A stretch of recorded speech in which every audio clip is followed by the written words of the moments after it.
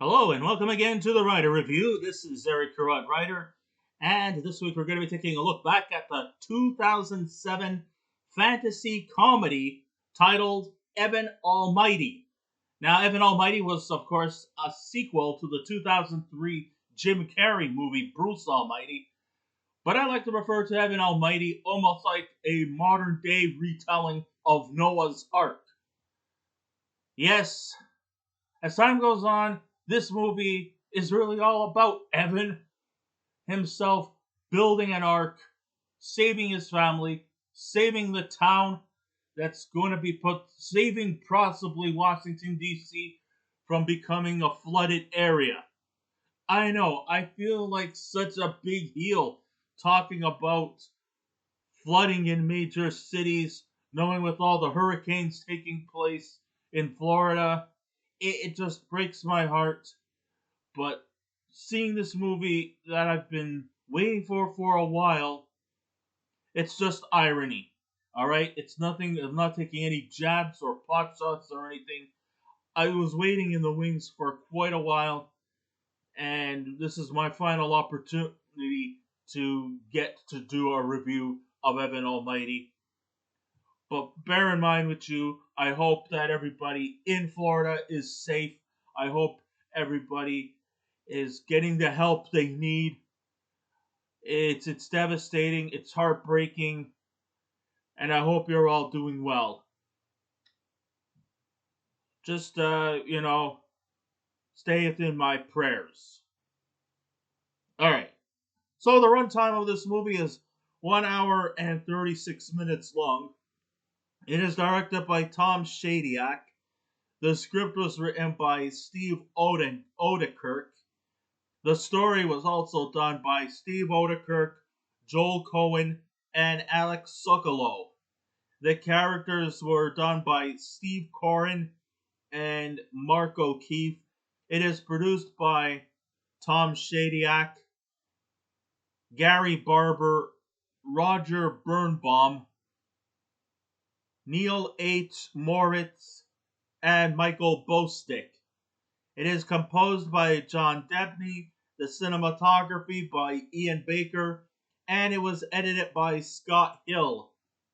And the stars of the movie are Steve Carrell, Morgan Freeman, Lauren Graham, John Goodman, Wanda Sykes, Jonah Hill, Molly Shannon, Ed Helms, Rachael Harris, Johnny Simmons, Graham Phillips, Jimmy Bennett, Brian Howe, Harvey Presnell, Madison Mason, Bruce Gray, Paul Collins, Jim Doffin, Dean Norris, John Stewart, Catherine Bell, Maile Flannigan, Lisa Arch, David Berrera, Ruth Williamson, Michael Roper, Emily Eby, and Bart the Bear II.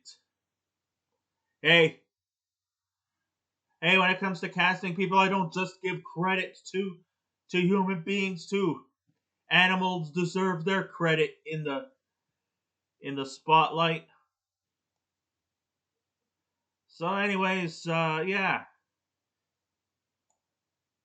I mean, what would happen if your town was flooded and you got no other alternatives but to go through an old school tradition or to go through an old school method to save your town, to save your people, to save the wildlife? Who knows? Maybe this may not be completely hyperbolic. It could soon become a reality if water levels increase. Maybe we might have to build an ark just to save ourselves. But let's not think about that. Let's just try and keep positive in hopes that good things will come in the near future. Because, like they say, for every disaster, for every problem, there is a solution. At the time of the movie, Steve Carell was on the brink of becoming the new face of comedy after the success of the 2005 comedy classic, The 40-Year-Old Virgin. complete with a nice blend of immaculate features that include a bright smile, deadpan humor, and natural flowing charisma. Here's a man that has gone on to become one of the more highly prolific stars of situation comedy. I mean, if you ever checked out the TV series The Office as Michael Scott, he practically he practically owns that show. Yep, Steve Carrell, in my opinion, is definitely always a pleasure to watch because of the fact of his deadpan looks, his humor,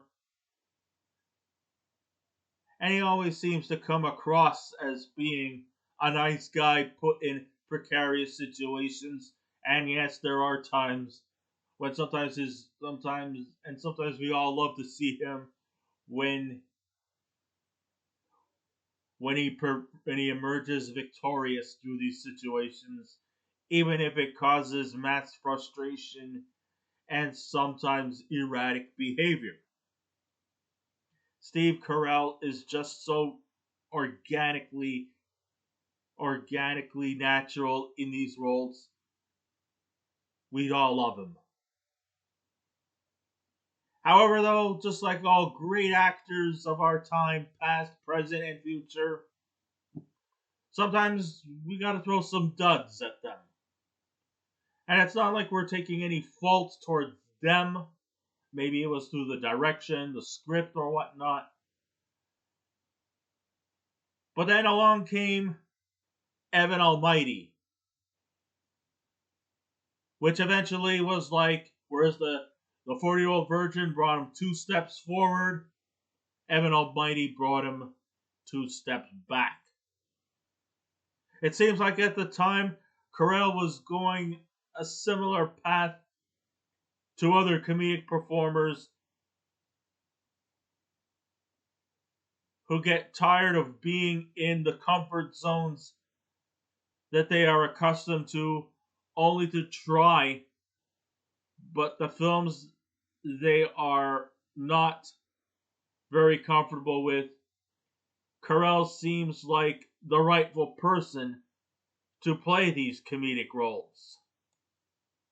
But now he wants to take himself out of the comfort zone in raunchy comedies and star in a more light fare kiddie stuff.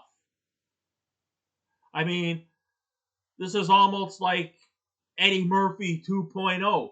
Remember back in the 80s when Eddie Murphy was doing Beverly Hills Cop and 48 Hours, and he was into these high prolific, fast paced, somewhat raunchy comedies. And then he kind of mellowed himself to playing like light fare kiddie stuff like The Haunted Mansion, The Nutty Professor, and Dr. Doolittle.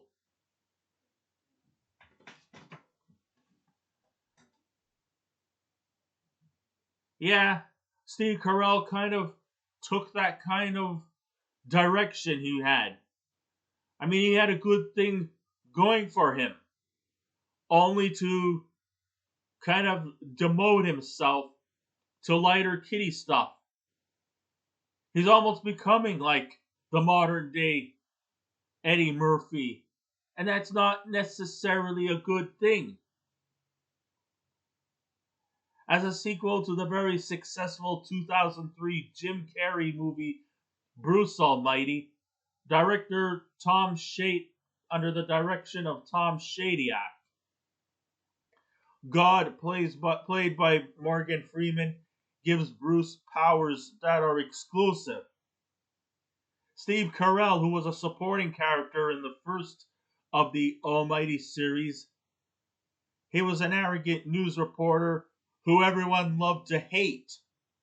I mean, he went from kind of like this arrogant, obnoxious individual who was kind of almost like a main antagonist to the Bruce Almighty character. And he was good in that role. And it's not to say that Carrell seems to score better in supporting roles than in lead. No, I mean, he's good in both kinds of roles, leading roles, supporting roles, and that's fine. Carrell was like practically almost the funniest character as an antagonistic foil in Bruce Almighty. But now, in this sequel,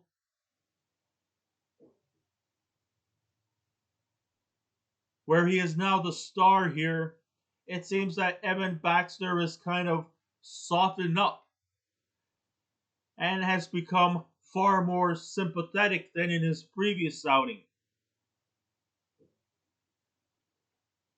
So now Evan Baxter has now left the newsroom and is now entering the world of politics, where he is now in a position for Congress. So now his family is now leaving their newsroom in Buffalo, New York, which includes his wife, Joan, played by Lauren Graham, with very little enthusiasm, and along with his three sons. My three sons? No, I'm just joking.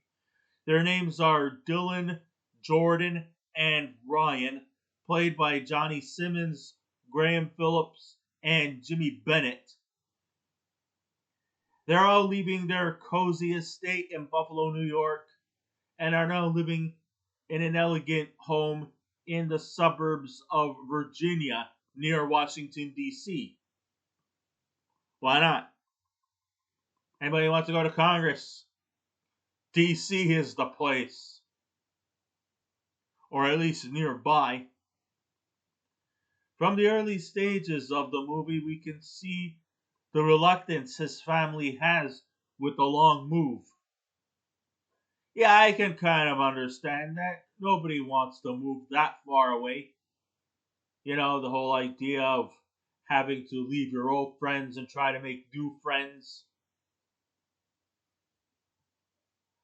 I mean, it's not like, moving from one part of a city to another part, because, hey, at least they could still try to communicate. But no, no. This is like going from Buffalo, New York to some suburban town in Virginia. From the early stages of this movie, we could see the reluctance his family has with the long move. So one night, Evan and Joan have some quiet time together. One of their sons asked if they could pray together as composer John Debney's score soars in the background with ambient music playing, giving us that less than subtle indication that this film is aimed towards a Christian community. Because, hey, we're all going to pray together. It indicates that, well, the Baxters are of Christian faith. Not that there's anything wrong with that, but where's the subtlety, folks? Like I said before, Lauren Graham is pretty much not really into this. She feels like she's like one of those, just let me have my scenes, let me have my moments, pick up my check, and let me move on to another project. Maybe try to do another season of the Gilmore Girls. If it was still on at the time, I don't know.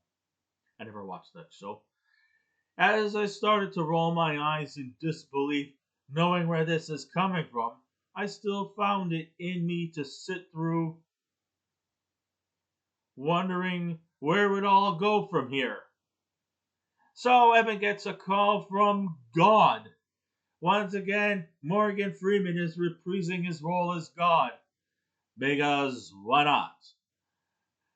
After all, everybody here is in love with my voice. And me playing God, well, I'm about as close as to God as they can be. Alright, that's close enough I could do to Morgan Freeman. Well, he sends Evan on a mission while playing with his mind during the whole movie for good measure, as he wants him to build an ark because he tells him that a great flood is going to strike on September 22nd. Mark that on your calendar, folks. You've been warned. Even though September 22nd is about 2-3 weeks ago. But no, in this movie, yeah, he said a great flood was going to happen on September 22nd. Freeman seems to be enjoying himself playing the Almighty God. It has a wide variety of costumes he wears quite frequently. I mean, while Morgan Freeman is in Euphoria, Lauren Graham just doesn't really, it's just not really into it. So the mission was to make Evan a busy man for the next couple of months and to change from his selfish ways to becoming a better person. Okay, yes, he's softened up. He's become a devoted family man. He's now he's now a much more caring individual, but he still has a far way to go. He still comes across as being selfish, pretentious, and puts himself ahead of other people. Maybe he's not playing an antagonist like he did in Bruce Almighty, but he still has some great levels of selfishness that needs to be clarified for him to be a better person. I guess there's not going to be any relaxing weekends for the next couple of months. As for your kids and his summer vacation,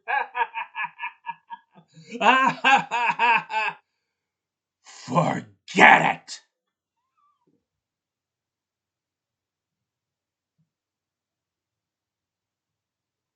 No, you kids are also going to be hammering away, getting that wood together, building this big giant ark.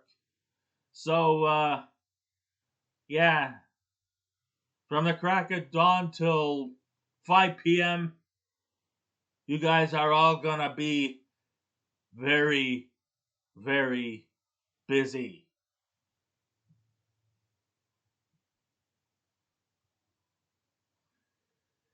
Because God said so.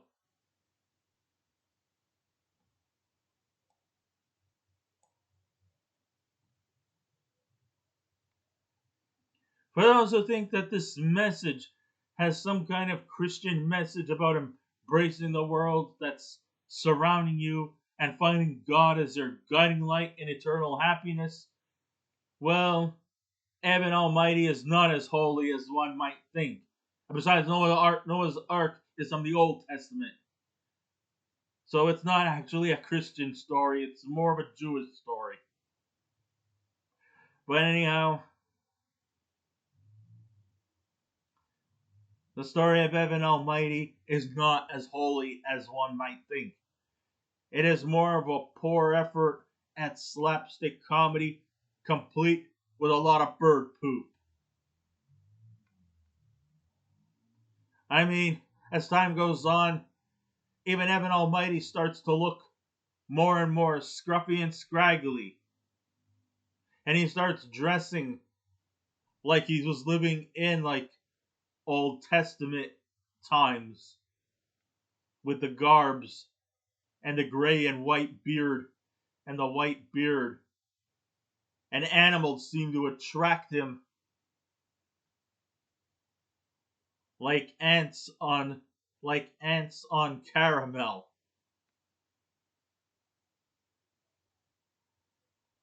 And he's got birds pooping all over him.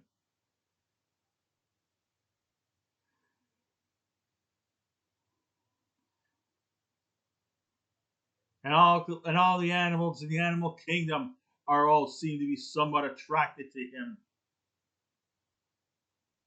Hell, even fish in the aquarium seem to have some kind of attraction to him.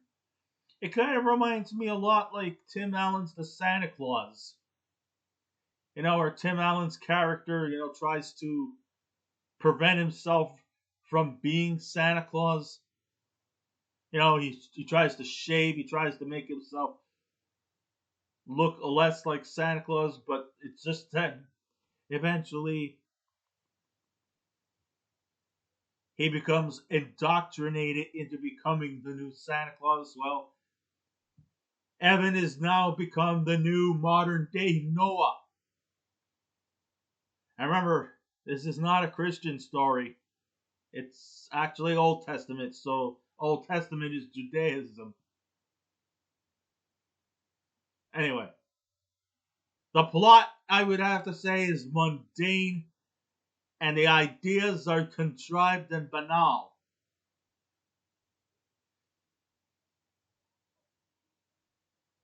I mean, if they were trying to do a modern day take on Noah's Ark, they really needed to get more priorities out there.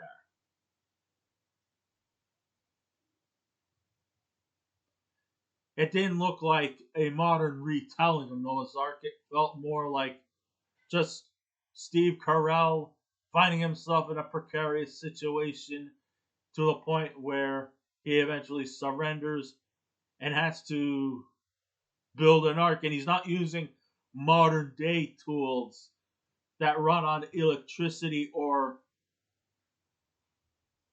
battery. No, I mean we're talking old school, Old Testament apparatuses.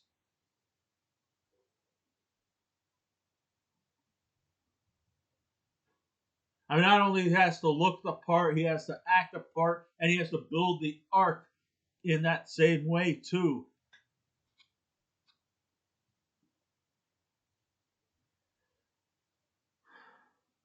So Steve Odekirk, who also wrote Bruce Almighty, must have run out of ideas when writing the sequel, or just didn't put enough heart into it. Whatever the case, this movie is actually quite pitiful. Sure, some of the ideas are visually hilarious, like animals in pairs becoming very attracted to Evan. Obviously, an act from God. Like I said, it was. But then again, we saw the same thing too in the Santa Claus, where Tim Allen was trying to avoid becoming Santa Claus, only to end up surrendering and just taking the job.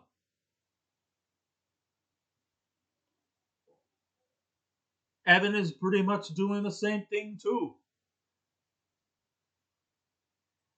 There was a very memorable. I'm not saying that it was a complete contrivance, but it was pretty much an overall contrivance. There was a very memorable moment where Evan was at an important meeting with the corrupt Congressman Chuck Long, played by John Goodman, who obviously was the villain in the story. And eventually turns out that he was also an idiot as well. And that Long had a large aquarium, and that the fish were also zooming in on Evan. Jeez, even aquarium fish were also attracted to Evan. Wow. Even the aquatic animals have had their focus primarily at Evan as they stare from the tank with their enlarged fish eyes.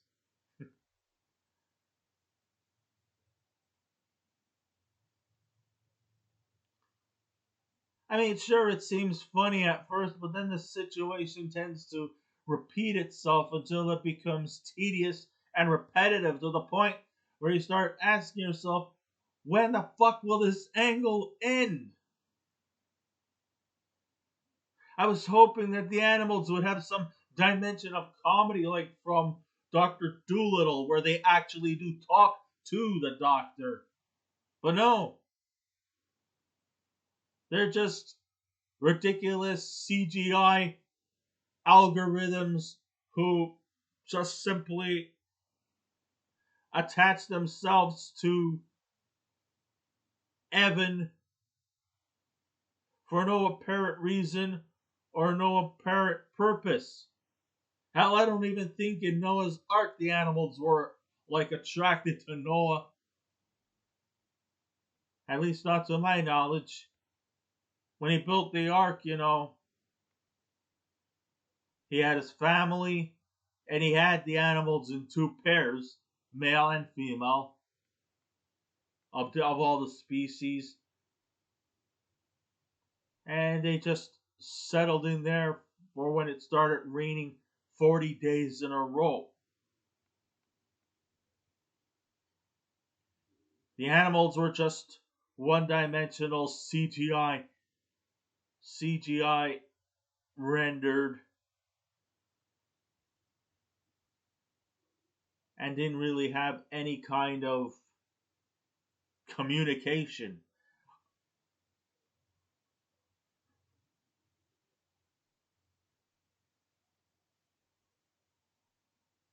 No,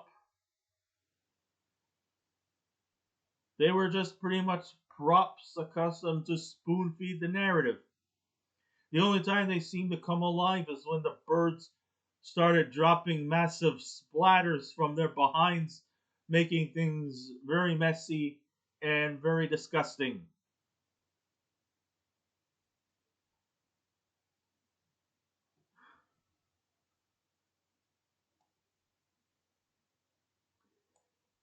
Even at first hand, no profound interest in building the ark.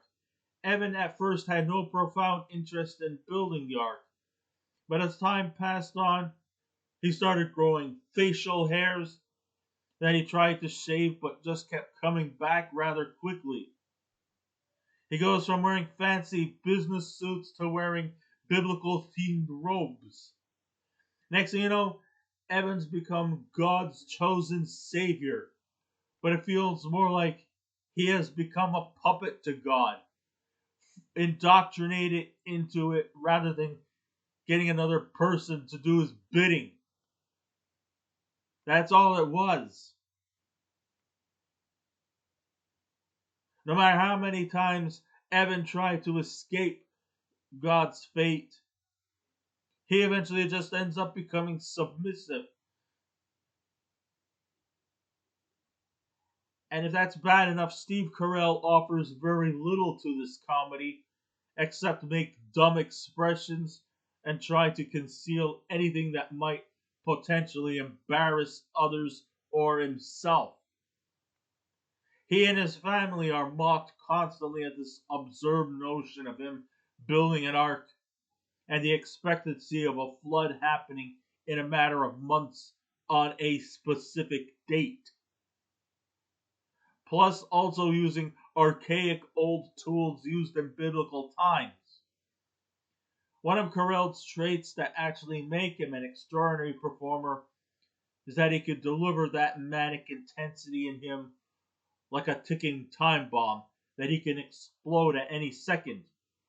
Sure, he can play that nice guy whose patience is tested and seems to have that look of the unhinged in his mindset.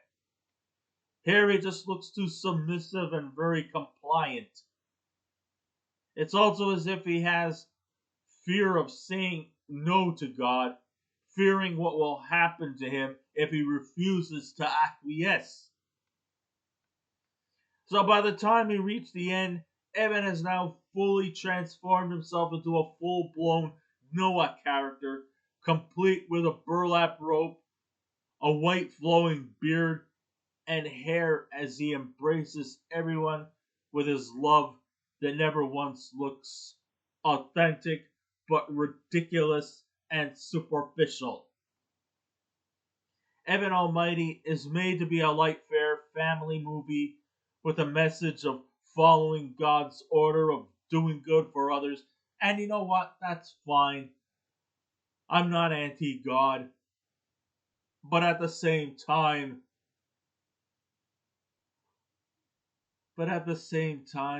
why did they have to take a great story like Noah's Ark and dumb it down to make it look more like a contrivance than an actual authentic story.